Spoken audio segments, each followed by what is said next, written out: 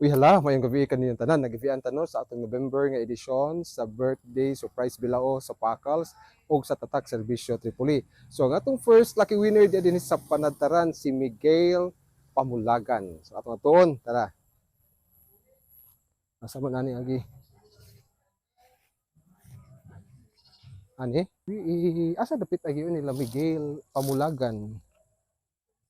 Pamulagan. Miguel? Miguel? Yang bata. Okay. So, maon yan. Uy, tama.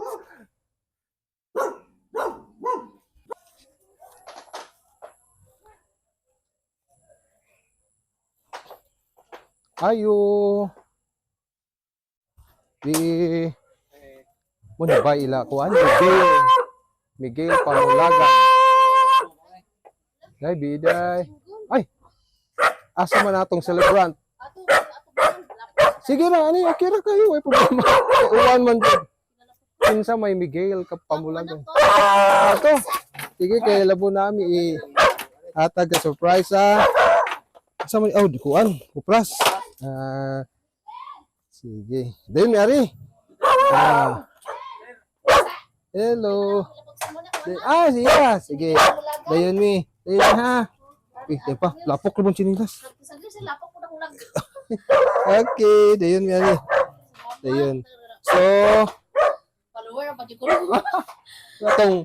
atong birthday celebrant karong buwan sa November si Miguel. Apelyido di mo dong. 9 si Miguel Pamulagan diri sa barangay Panadtaran Purok 5. Kauban niyang mama si Maria Princess Pamulagan. So atong hatagan sa atong surprise birthday bilao ang atong lucky celebrant si Miguel. Dong. Binirthdayan na binirthdayan ni Kuya Jingle nimo og sa Tatak Serbisyo Tripoli og sa atong Pakals Bohol ha. Happy birthday si kasulti mo.